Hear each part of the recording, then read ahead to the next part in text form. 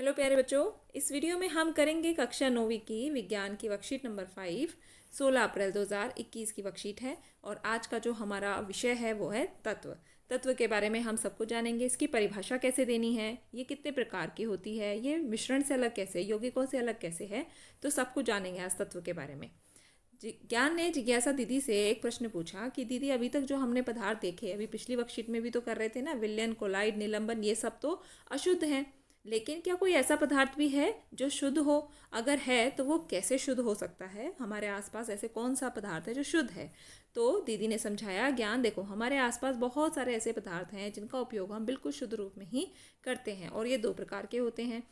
पहला है तत्व और दूसरा होता है यौगिक। तो तत्व क्या क्या हैं? जैसे कि सोना, चांदी, लोहा, एल्यूमिनियम, ऑक्सीजन, कार्बन, ये सभी तत्व हैं। और यौगिक क्या होता है? यौगिक दो से ज़्यादा तत्वों से मिलकर बना होता है, जैसे कि ग्लूकोज और जल हो गया, ये इसके उदाहरण हैं। तत्व पदार्थ का वह मूल रूप होता है जिसे रासायनिक प्रक्रिया के द्वारा अन्य सरल पदार्थों में विभाजित नहीं किया जा सकता। तो तत्व जो है वो सबसे मूल रूप होता है किसी भी पदार्थ के लिए। ठीक है, अब कोई पदार्थ है वो तत्वों से मिलके बना है। तत्व के अंदर परमाणु होते हैं, अगर सारे परमाणु एक जैसे ही हैं तो वो तत्व कहलाता है। और तत्व में आप देखोगे कि आगे अब इसको कोई और विभाजन नहीं किया जा सकता। इसी प्रकार धातु, अधातु और उपधातु इसके प्रकार होते हैं, यानी कि तत्व के 3 प्रकार हैं, धातु, अधातु और उपधातु। इनके बारे में भी अभी डिटेल में पढ़ेंगे। इन सब के गुणधर्मों के बारे में भी जानेंगे, क्योंकि ये हमारे लाइफ में बहुत ज़्यादा इंपॉर्टेंट है। हमारी लाइफ में इनसे बहुत ज़्यादा काम जुड़े हुए हैं। तो देखो, धातु को जानेंगे पहले। तो धातु क्या होती है, फिर तत्व जो है 3 प्रकार के हैं। देखो, तत्व धातु होता है, उपधातु भी होता है और अधातु भी होता है। धातुओं की बहुत सारी खूबियाँ होती हैं, इसी वजह से हमें आसपास आप जहाँ पर भी बैठे होंगे बहुत सारी चीज़ें ऐसी दिखेंगी जो कि लोहे से बनी होंगी, एल्यूमिनियम से बनी होंगी, अलमारी होगी, है ना। तो ये सभी किससे बनी है? धातुओं से। अब धातु की सबसे पहली विशेषता, सबसे पहला इसका गुण धर्म क्या है? ये चमकीली और ठोस होती है। इसकी जो सतह होती है वो चमकीली होती है, चमकदार सतह होती है। दूसरी बात यह है कि ये ताप और विद्युत, यानी कि गर्मी और बिजली, इन दोनों की सुचालक होती है। इसके अंदर से अगर हम किसी धातु का तार यूज़ कर रहे होते हैं तो उसके अंदर बिजली प्रवाहित हो जाती है ना। यही कारण है कि हम अपने जो घरों में बिजली का प्रयोग करते हैं उसके लिए तार लगाए जाते हैं घरों के अंदर, और तारों के अंदर आप देखते हो कि एल्यूमिनियम या फिर कॉपर के तार होते हैं और ऊपर से प्लास्टिक कोटिंग होती है, क्योंकि उसके अंदर से तो बिजली चलती है, धातु है वो, और अगर हमने उसको ऐसे तारों को छेड़ा तो वो हमें करंट दे सकते हैं। इसी प्रकार हमारे बर्तन जो हैं वो भी स्टील के या फिर लोहे के या एल्यूमिनियम के, कॉपर, पीतल भी यूज़ किया जाता था। तो इन सब से बने होते हैं। ये सब क्या हैं? सुचालक होते हैं, ताप और विद्युत के सुचालक होते हैं। अब तन्यता, तन्यता क्या होता है? ये धातुओं का वह गुण होता है जिसके द्वारा हम इनको लंबे लंबे पतले पतले तारों में बदल सकते हैं। इनको खींच कर जो है तारों में बदला जा सकता है। जैसे कि आपने देखा होगा, सोना, तांबा, एल्यूमिनियम, इन सब के पतले पतले तार देखे होंगे। सोने से तो तार बना के और फिर उनके आभूषण बनाए जाते हैं, ज्वेलरीज बनाई जाती हैं। आघातवर्ध्यता जो है वो अगला गुण है धातु का, किसी भी धातु का।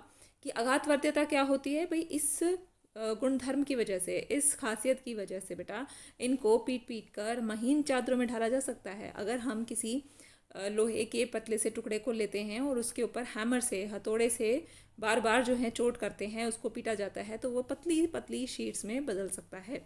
जैसे कि लोहे की शीटें हो गई, फिर उनको हम घर की छत बनाने में या किसी जगह पर आपने देखा होगा कि टिन के चीज़ों को इस्तेमाल किया जाता है। टिन से मतलब जो पूरी शीट बना दी जाती है, उस शीट से फिर और ज़्यादा फर्नीचर वगैरह बनाए जाते हैं और चीज़ें बनाई जाती हैं। तो सोना, तांबा, इन सब जो हैं ये आघातवर्ध्य होते हैं। अब इसके अलावा 5वां पॉइंट क्या है? प्रतिध्वनिपूर्ण होते हैं ये। इसका मतलब क्या है? देखो, अगर हम इनको किसी चीज़ से टकराते हैं या फिर हम इसको बीट करते हैं तो क्या होगा? इसमें साउंड उत्पन्न होती है, इसमें आवाज़ बनती है। जैसे कि आपने देखा होगा स्कूलों में जो घंटी होती है तो एक प्लेट लगी होती है, उस प्लेट पर हैमर से मारा जाता है, और हैमर से जैसे ही मारते हैं तो इसके अंदर एकदम तेज़ आवाज़ आती है, पूरे स्कूल में सुनाई देती है। तो इसी वजह से ये जो प्लेट और वो जो हैमर यूज़ किया जाता है वो मेटल का या धातु का बना होता है, और इसीलिए किया जाता है क्योंकि वो बहुत ज़्यादा साउंड बनाता है, आवाज़ उत्पन्न करता है। देखो, अब अधातु की बात करें तो जैसे धातुओं की गुणधर्म किए थे ना हमने, अधातु में बिल्कुल उल्टा होता है सब कुछ। अगर ये चमकीली और ठोस होती हैं तो ये चमकीली नहीं होती हैं, ये ताप और विद्युत की सुचालक होती हैं। लेकिन अधातु क्या होती हैं? ताप और विद्युत को अपने अंदर से प्रवाहित नहीं होने देती, इसीलिए इसको कुचालक कहते हैं।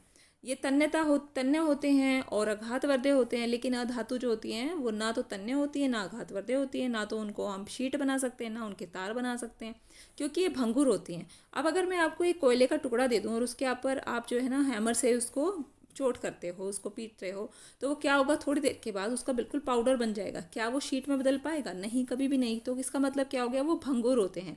अगर आप उसको हथौड़े से मारोगे तो वो पाउडर बन जाएगा। इसके अलावा ये प्रतिध्वनिपूर्ण नहीं होती, इनमें आवाज़ भी नहीं आती। और इसके अलावा एक और इम्पॉर्टेंट पॉइंट है कि अधातु जो होती हैं वो द्रव और गैसीय अवस्था में पाई जाती हैं, जैसे कि हाइड्रोजन हो गया, कार्बन, आयोडीन, ब्रोमीन। तो या तो वो द्रव्य रूप में होती है, गैसीय रूप में होती है, लेकिन धातुएं जो होती है अभी हमने पढ़ा कि वो ठोस भी होती हैं।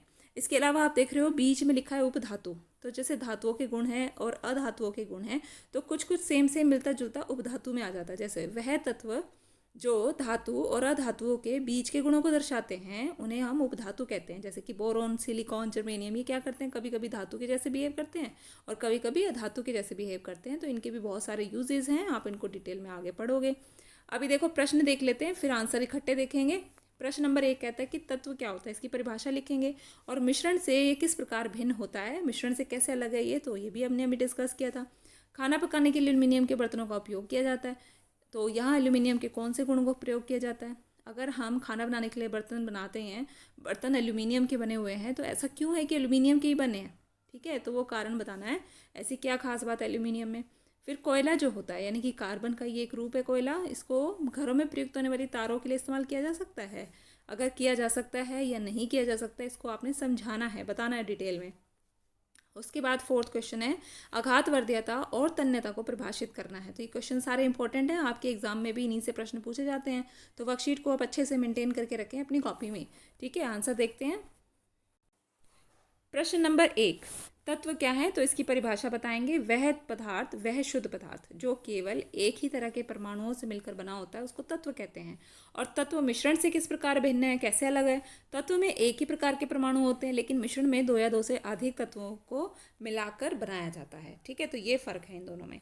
अगला प्रश्न देखो, क्वेश्चन नंबर 2 कि एल्यूमिनियम से ही बर्तन क्यों बनाए जाते हैं, तो इसके क्या क्या गुण हैं जिनकी वजह से इससे बर्तन बनाए जाते हैं।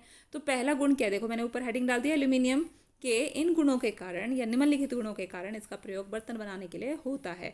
जैसे कि फर्स्ट पॉइंट है कि विद्युत का सुचालक है। अगर इसमें से यहाँ विद्युत नहीं, आप यहाँ ताप लिखिएगा, ये विद्युत जो है गलत लिखा गया है, हमें यहाँ पे ताप का सुचालक होना चाहिए वो, क्योंकि अगर वो ताप का सुचालक नहीं होगा तो वो गर्म नहीं होगा, अगर बर्तन गर्म नहीं होगा तो खाना कैसे पकेगा। तो ये ताप का सुचालक है, इसीलिए इसका प्रयोग बर्तन बनाने में किया जाता है। तो विद्युत की जगह आप क्या लिख लेंगे, ताप लिखेंगे। उसके बाद ये अघातवर्धय है। अघातवर्धय है तो इसका मतलब एल्यूमिनियम की ऐसे पतली पतली शीटें बनाई जा सकती हैं और फिर इन्हीं शीटों को ऐसे मोल्ड करके इनमें डिफरेंट डिफरेंट बर्तनों की शेप दी जा सकती है, ठीक है। अलग अलग तरह के बर्तन बनाए जा सकते हैं। अब अगली बात क्या है कि ये हल्की धातु होती है, बिल्कुल लाइट वेट होते हैं ये एल्यूमिनियम के जो भी बर्तन होते हैं, लाइट वेट होता है, आसानी होती है हमें।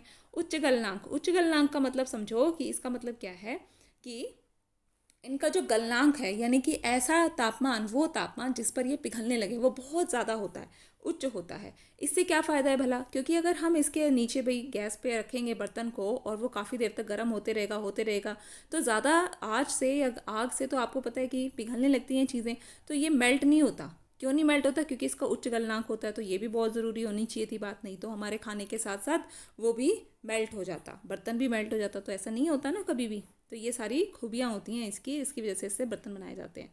प्रश्न नंबर 3 देखो कि कोयला या कार्बन को का प्रयोग तारों को बनाने में नहीं किया जा सकता। क्यों नहीं किया जा सकता, क्योंकि अगर हम अभी बात कर रहे थे कि इसको अगर हैमर से हम चोट देते हैं तो ये क्या होगा, इससे कोई भी तार थोड़ी बनेगी, ना कोई शीट बनेगी। तो हमें तो तार बनाने हैं, तो तार तो बन ही नहीं सकते, क्योंकि ये तन्य नहीं होता और इससे तार नहीं बन सकते। ये तो भंगुर होता है, भंगुर होता है, और इसका मतलब क्या हुआ कि ये तो एकदम चूरा हो जाएगा। अब अगला प्रश्न था कि आघातवर्धीयता और तन्यता, ठीक है। ये आघातवर्धीयता का आपको डेफिनेशन लिखना है। धातुओं का वह गुण जिसके कारण इनको पतली चादरों में ढाला जा सकता है, वो आघातवर्धीयता है। और तन्यता क्या है, धातुओं का वह गुण जिसके कारण इनको पतले व लंबे तारों के रूप में बदला जा सकता है, वो तन्यता है। तो ये थी आपकी आज की वर्कशीट। अगर आपको थोड़ा सा समझ आता है हमारी वर्कशीट से, इस वीडियो से, तो आप ज़रूर जो है वीडियो को लाइक करें और अपने दोस्तों के साथ शेयर करें। अपनी वर्कशीट को अच्छे से कॉपी में नोट डाउन करें, अपने टीचर्स को सबमिट करें। तो थैंक्स फॉर वॉचिंग, मिलते हैं आपसे नेक्स्ट वीडियो में।